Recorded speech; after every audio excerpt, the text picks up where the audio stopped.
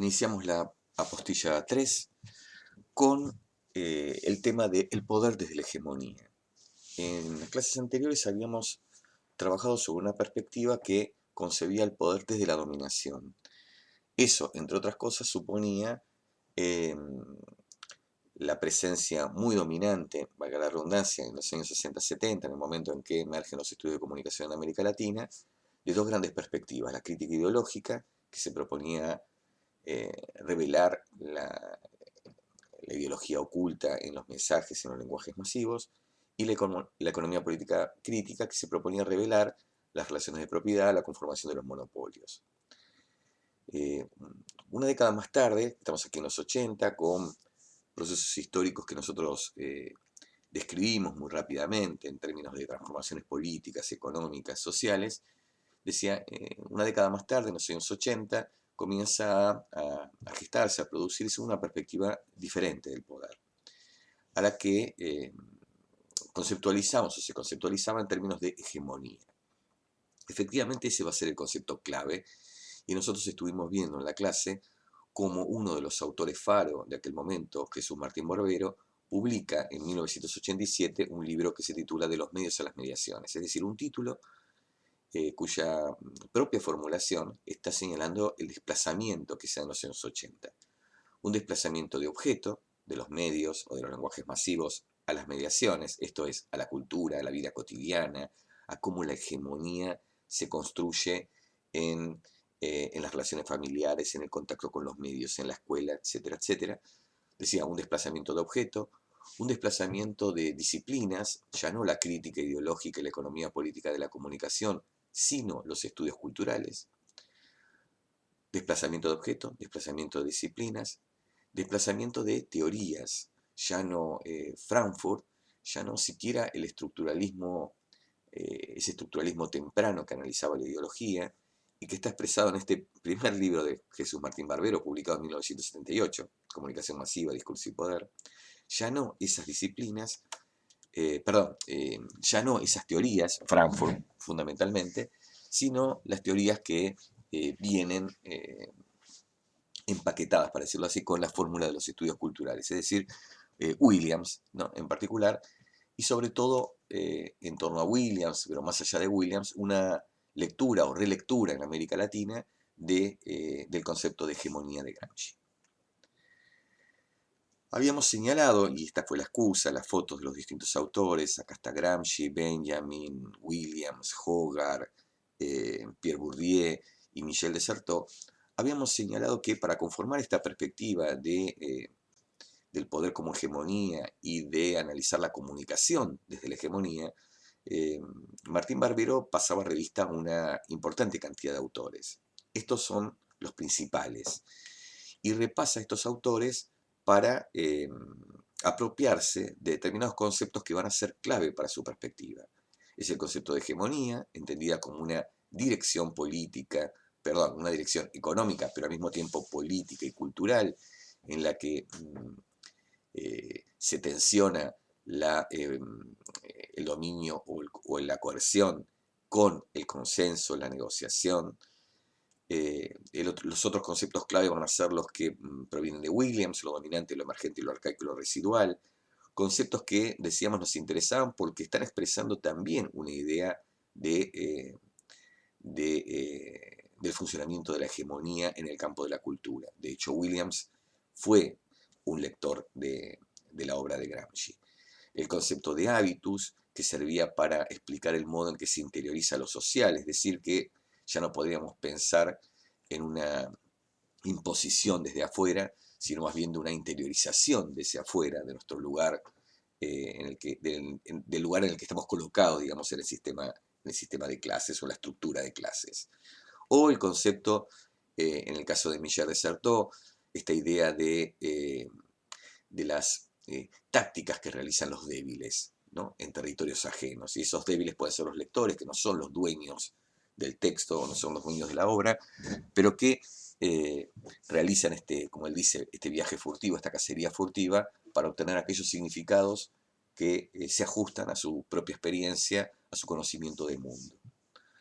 Es la lectura de estos textos y es el abandono de otras teorías la que va a terminar de conformar esto que sería el mapa conceptual de los años 80 y al mismo tiempo el mapa conceptual de una perspectiva que, como dijimos, pretende analizar la comunicación desde la hegemonía. Para ilustrarlo con un ejemplo, analizar para leer al Pato Donald o una serie de televisión o un teleteatro. Recordemos que los teleteatros habían sido un objeto de estudio muy pero muy intenso en los años 80, porque ahí teníamos a la televisión como medio dominante y al mismo tiempo un género típicamente latinoamericano como el teleteatro. Decíamos, analizar desde la dominación, es decir, de la perspectiva anterior, un teleteatro, es analizar su ideología. O es analizar cómo los teleteatros son productos de las grandes cadenas y de las grandes corporaciones de comunicación. Por ejemplo, los teleteatros que genera la Red Globo. Desde los 80, analizar la comunicación desde la hegemonía supone dejar de lado estos aspectos ideológicos o de relaciones de propiedad para analizar en realidad, para analizar, por ejemplo, cómo los programas televisivos, los radioteatros, toman elementos de la cultura popular, toman sus lenguajes, sus temas, sus problemas, sus escenografías, sus vestuarios, toman esos elementos como parte de un funcionamiento hegemónico en la cultura y al mismo tiempo el público, los receptores, etcétera, se apropian de aquellas cuestiones, otra vez, de aquellos temas, preocupaciones, problemáticas, etcétera, que aparecen en el teleteatro, se apropian de ellos, lo articulan con su experiencia y construyen al mismo tiempo su identidad. Este ejemplo creo que nos permite pensar precisamente la gran diferencia que existe entre mirar la comunicación desde la dominación y mirar la comunicación desde la hegemonía. Entonces el mapa conceptual nos habla de el concepto de hegemonía como el concepto más abarcativo, más importante, que nos plantea una nueva manera de conceptualizar el poder.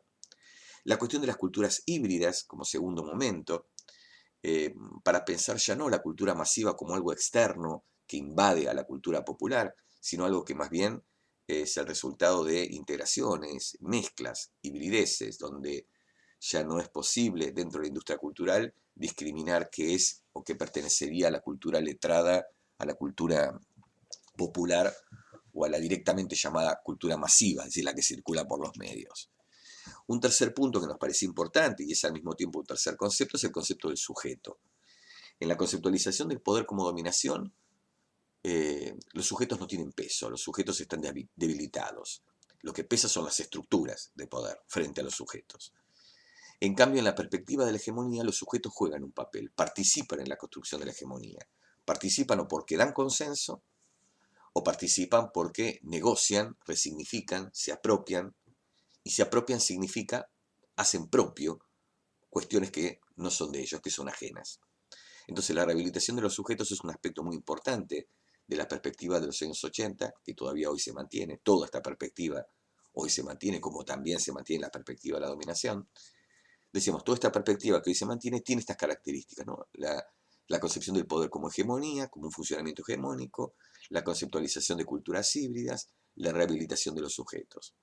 Y finalmente el concepto clave que aparece en el texto de Martín Barbero, y ustedes van a profundizar en, eh, en, los, eh, en los prácticos, es el concepto de mediación. Es el concepto de mediación. Y allí, me distraje ahora porque pensé que se había apagado la grabación, es el concepto de mediación. Un concepto que si bien no define en la obra Martín Barbero, lo podemos traducir como los procesos culturales o las tramas culturales. Porque los procesos culturales, las tramas culturales, las matrices culturales, las culturas, eh, son las que forman parte de los materiales con los que la industria cultural construye sus productos, sus películas, sus programas, eh, sus historias, y al mismo tiempo la trama, las culturas, es lo que construye las experiencias, la perspectiva, la mirada, las disposiciones de los públicos. Entonces la cultura está presente tanto en la producción como en la recepción. Por lo cual, el análisis y la perspectiva que se nos está planteando de los años 80 es que no se trata de analizar lo que pasa en los medios, como si los medios fueran externos, exteriores a la cultura e incluso exteriores al propio público. Y no solo exteriores, ajenos, sino a veces hasta enemigos del propio público. De lo que se trata es de analizar la cultura, que es la que está presente en los dos polos, en el polo de la producción y en el polo del reconocimiento o de la recepción. Eso ha producido que el campo de la comunicación y la cultura en América Latina, pero más extendidamente en el mundo, amplió notablemente su objeto. O para decirlo en términos del propio Martín Barbero, en este libro de los medios a las mediaciones, la comunicación ha perdido su objeto, los medios, los lenguajes masivos, para ganar la totalidad del proceso. Y la totalidad del proceso es el proceso o los procesos que se desarrollan en el campo o en el universo de la cultura. Nos quedó el texto de Pablo Labarces, lo vamos a plantear en la próxima clase junto con la perspectiva desde el feminismo, desde las mujeres, como otra mirada también, como otra perspectiva para analizar la comunicación.